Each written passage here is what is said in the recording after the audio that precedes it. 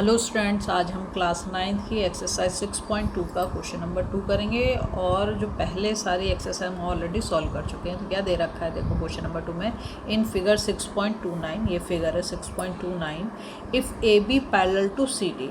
यहाँ पे ये वाली लाइन ए बी को किसके पैरेलल दिखाया, सी डी के, and C D parallel to E F, और सी डी किसके पैरेलल है, ई एफ की। मतलब यहाँ पर तीन लाइन दे रखी हैं, ए बी किसके बराबर बता रखा है, सी डी के पैरेलल, और सी डी किसके पैरेलल बता रखा है, ई एफ के। ठीक है। एंड वाई एंड जेड ये दे रखा है तुम्हें, वाई और ये वाला है जेड। वाई एंड जेड का रेशियो दे रखा है 3:7। फाइंड एक्स, हमें पता क्या करना है, ये वाला एक्स एंगल हमें पता करना है। ठीक है, देखो क्या करते हैं। तो सबसे पहले तो आप ये देखो, इसने हमें क्या क्या दे रखा है। इसने हमें दे रखा है A B parallel to C D. ठीक है, यहाँ पे दे रखा है A B parallel to C D.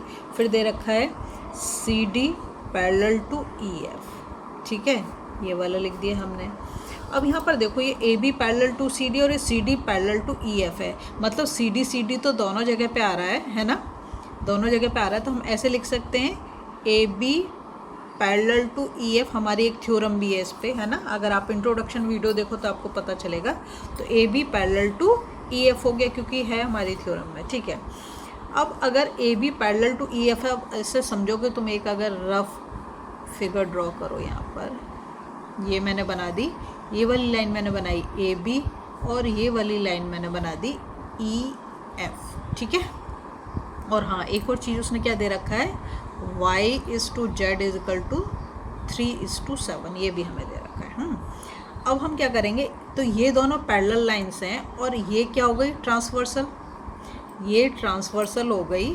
तो यहाँ पर देखो, यहाँ पर क्या दे रखा है, एंगल x दे रखा है। यहाँ पर क्या है, एंगल x, और यहाँ पर एंगल क्या दे रखा है, z दे रखा है। ठीक है। तो अब ये तुम्हें समझ में आ रहा होगा क्या बन रहा है। ये देखो, ऐसे देखो, चलो दूसरे पेन से दिखाती हूँ, तुम ज़्यादा अच्छे से समझोगे। ये जेड बन रहा है। तो जेड बन रहा है तो क्या हो गया, ऑल्टरनेट इंटीरियर एंगल। तो हम क्या बोलते हैं, हम यहाँ पे लिख सकते हैं, पहले या तो ऐसे भी कर सकते हैं कि इनको पहले हम करते हैं let Y is equal to 3k, के लगा दिया मैंने यहाँ से, और Z is equal to 7k। ठीक है, ये रेशियो लिया है, बस के लगा दिया इसके आगे। ठीक है। तो अब ये ऑल्टरनेट इंटीरियर एंगल, तो ऑल्टरनेट इंटीरियर एंगल क्या होते हैं, वो तो इक्वल होते हैं ना, ये वाला एंगल और ये वाला एंगल। तो हम ऐसे लिख सकते हैं angle x is equal to angle z, और क्या लिख देंगे, ऑल्टरनेट इंटीरियर एंगल्स। ठीक है, प्रॉपर्टी आपको जरूर लिखनी है हर जगह पे। तो एंगल z उसने हमें दे रखा कितना, 7। तो एंगल x हमारा कितना हो गया, 7k, क्योंकि मैंने यहाँ पे k लगा दिया, 7k हो गया ना ये वाला। ठीक है। अब क्या कर सकते हैं, देखो ये तो हो गया। अब हम लेंगे, यहाँ पर मैं फिर से एक फिगर में दोबारा इसलिए बना रही हूँ जिससे आपको क्लियर हो जाए। ठीक है, ये हमारी लाइन, अब हम ले रहे हैं ये दोनों ऊपर वाली दोनों ए बी, क्योंकि उसने दे रखा है A B parallel to C D, तो मैं वही कर रही हूँ, यहाँ पे लिख रही हूँ A B parallel to C D. ठीक है, ये हमने कर दिया। यहाँ पे एंगल क्या दे रखा है, x, और यहाँ पर एंगल क्या दे रखा है, y। देखो, अगर ये दोनों पैरेलल लाइंस हैं, जैसे कि उसने हमें बता रखा है कि ए बी पैरेलल टू, क्या बोल रखा है, A B parallel to C D, उसने क्वेश्चन में हमें दे रखा है।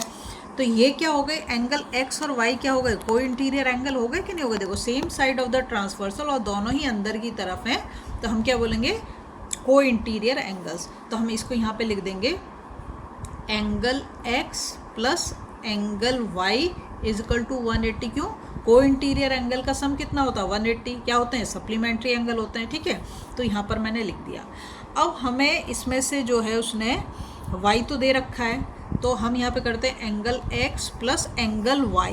एंगल y जो है हमने 3k लिया है, 3 तो दे रखा था, k लगा दिया है, तो 3k is equal to 180 degree.